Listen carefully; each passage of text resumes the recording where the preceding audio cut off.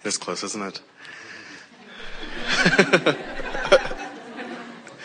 My question has to do with, as we seem to change and evolve and head more towards where we feel is the correct place for us, but we have others in our life that seem to build up a resistance towards us or a negativity towards us based upon where we're going. A bit difficult to say. We're going ahead and we're not taking them with us, essentially, is what's going on.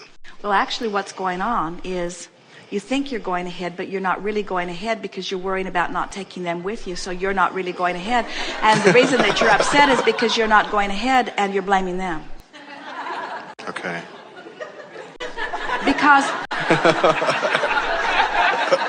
Because if you were really going ahead, right, you would not notice that they're not coming. You'd be such the allower that you would stay in alignment with who they are becoming, even though they haven't caught up with it. That was so good.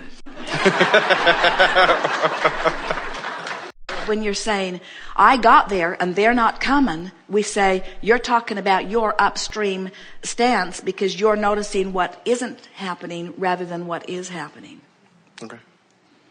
So what do you do about that? Well, the fastest fix of all is to say to yourself, I don't have the right, say it to yourself, not to them, I don't have the right to make you different or even to decide that you should be different.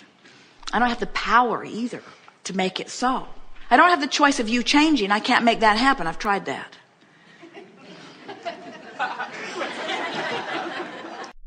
But I have a choice of looking at you and feeling bad about what I see, or looking at you and feeling good about what I see. And I can't count on you to show me what I want to see, so I have to count on me to look for what I'm wanting to see. So I'm going to start making a list of your positive aspects, and I'm going to practice it until it's the most active part of you that's in me. Okay. And this is really what you're reaching for. This is the hands-on work that you can do with so many people that you care about. When you care about feeling good, and you find things about others, and you activate the best of them in you so that you're feeling good when you think about them. Now, law of attraction is going to show that part of them to you. But if you're really an objective thinker, so you're looking at their good side and you're looking at their bad side, you're looking at their successes and their failures, you're remembering how they pleased you and you're remembering how they displeased you. So some of all of them is active within you. Now it's sort of a crapshoot. You could get some of anything from them because all of it's active within you, and so law of attraction will just match you up wherever it's convenient. Okay. See how it works? Yes. The better people treat you, the more aligned you are. The worse people treat you, the more out of alignment you are. The more people mistreat you, the more you are mistreating yourself. And you mistreat yourself anytime you think a thought that doesn't feel good while you think it, whether it's about you or about somebody else. We're going to get to something really good here, and we're going to tell you a story about Jerry and Esther. Stories tell things more easily than theories. So we've noticed that so many of you feel like you're in competition sometimes for rightness, when you can all be right and have a different idea of how to approach something. Right. As Jerry and Esther tow their car behind their bus, when they get ready to go, Esther likes to get it right out in a nice straight place where they can hook everything up nice and straight. And then she can just easily pull forward and everything falls into place. The hitch locks in just the way it is supposed to, and off they go. And Jerry likes to hook it up wherever it is and just make it work out. So sometimes they'll be in a campground that's very close quarters, where there are trees here and trash cans there and sewer receptacles here and picnic tables here and other cars and buses all over the place. And Esther will start the engine of the bus, and she'll turn the rear view camera on, and she will notice that the car is already hooked onto the bus. And when the car is hooked onto the bus, you can't back the bus up. So you need to pretty much know where you're going, because you can't back up without unhooking the car. And if it's not straight behind it, it's hard to unhook. So Jerry has hooked the car on, and now he's on the ground out there with the walkie-talkie, and he's calling Esther out of the parking place. And he's saying, come forward, come forward, come forward. And she has very short distance to come forward before she needs to begin making her turn. But she can't make her turn too soon because there are things she will run over with the tow car. So it's very carefully calculated, and Jerry's been out there measuring it. He's been walking it. He knows that it's close. And according to his calculations, Esther has more than 3 inches to spare.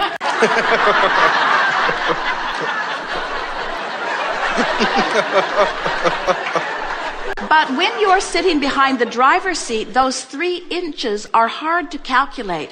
And it looks to Esther like she's either going to take the mirror out on the tree or she's going to run over the picnic table. In other words, it doesn't look possible to even make this. And Jerry's saying, come on, come on, come on, come on, come on. And Esther is thinking, I might just run right over you.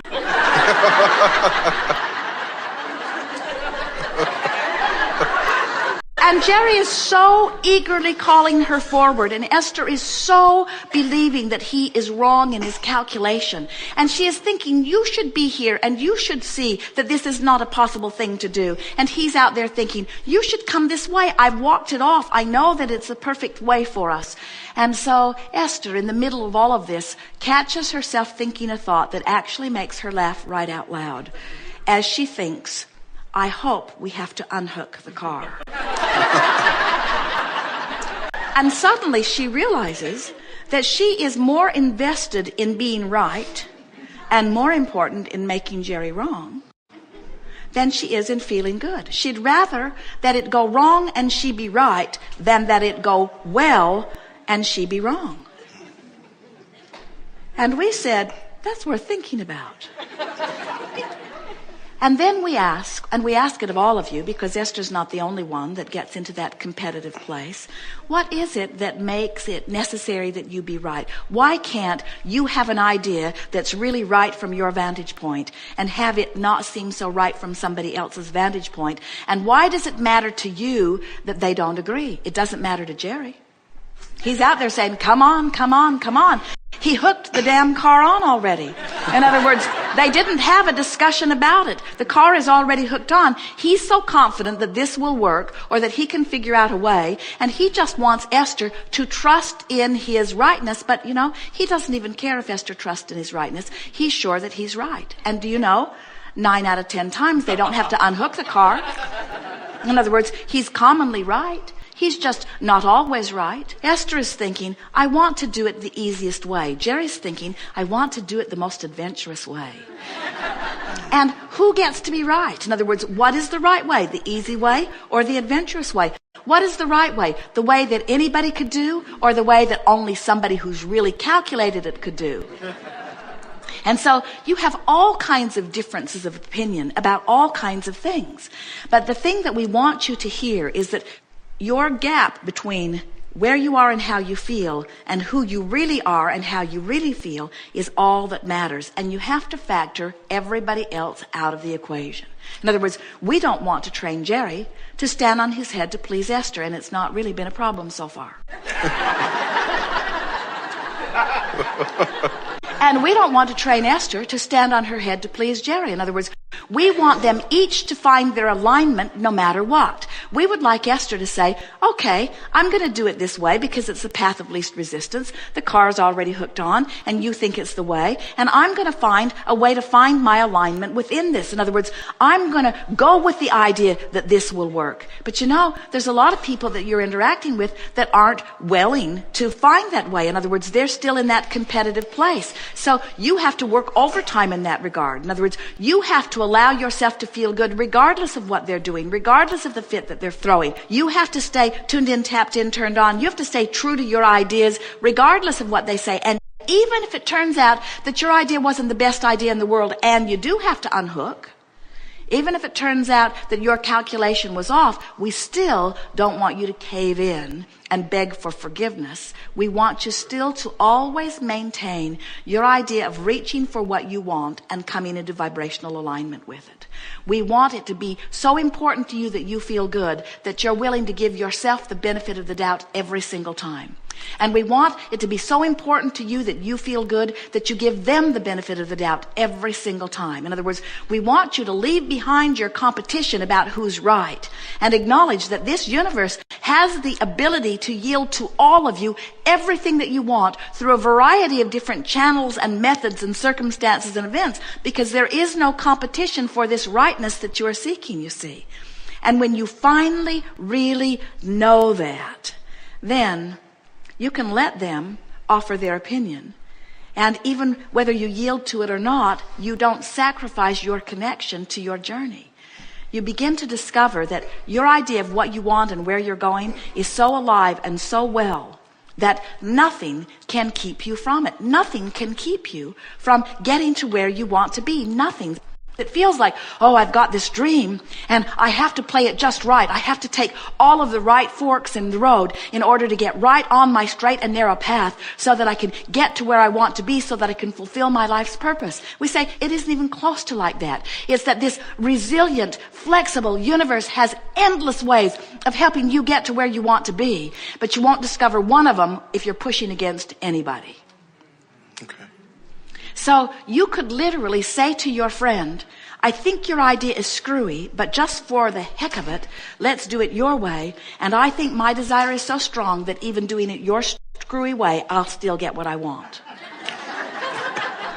Isn't that an interesting approach to life? Yes, it is. I believe so much in my dream and my vibration, and I'm so sure that the universe will yield to me what I want, that I no longer have to guard the portals. I no longer have to protect myself from anything, not even you and your screwy ideas. I'm so sure that it's going to work out all right that I can relax and enjoy the creativity of what you are suggesting. And since Esther has been relaxing and being playful with Jerry and all of this, she's just playful about it, laughing. Because the worst thing that could happen is that they can't make it and they have to stop and unhook the car. The worst thing that would happen is she gets to say, I told you so. And that's a pretty good thing. And the best thing that would happen is that he's calculated precisely and they can move right out of there, and she can compliment him on his precision calculations as they continue to move happily down the road, you see. You see what we're getting at? Yes. You can't lose. You either get to be proud of yourself or proud of them, and proud is proud. Yes. Thank you.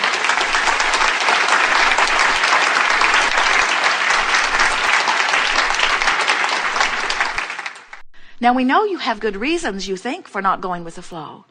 But we're wanting you to understand that when you get it, that you are source energy, and that broader part of you is calling you, and that when you listen to what Joseph Campbell said, and you follow your bliss, you're going with the flow. When you try to find the best feeling thought you can find, you're going with the flow. But when you beat that drum of what's wrong, when you push against, when you defend or justify or rationalize, then you hold yourself in vibrational opposition to your own stream, and your own stream beats you up. There is not a stream of goodness and a stream of badness. You're not sick because you got to the wrong fork in the river. There's not a dark switch. You don't walk into a room and look for the dark switch so that you can flood inky, misty darkness in to cover up the light.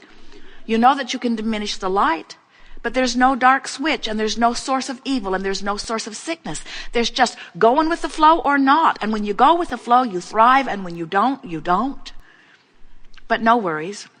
You could hold yourself in resistance to the stream of life that you have set into motion your entire life experience, and when you croak, you'll go with the flow again. In other words, and you will immediately become all that you have become. If you can get a sense of what your vibrational escrow must be like when you live life and ask and live life and ask, you live life and ask and source says yes, you live life and ask and source says yes, you live life and ask and source says yes. Can you imagine what the vibrational escrow of mass consciousness must be like? Can you imagine what this vibrational stream from which the new ones are being born is like? Haven't you wondered why your kids are cable ready? Haven't you wondered why they hit the ground running? Haven't you wondered why they have no problem being right up to speed with the furthest most thing that has taken you your whole life, and you're still not up to speed, and they're born up to speed? is because they're born up to speed. You were born up to speed too. But most of you, dear hearts, we love you dearly, you are not keeping up to speed with what your life is causing you to become, because you're finding too many things to fuss and worry about.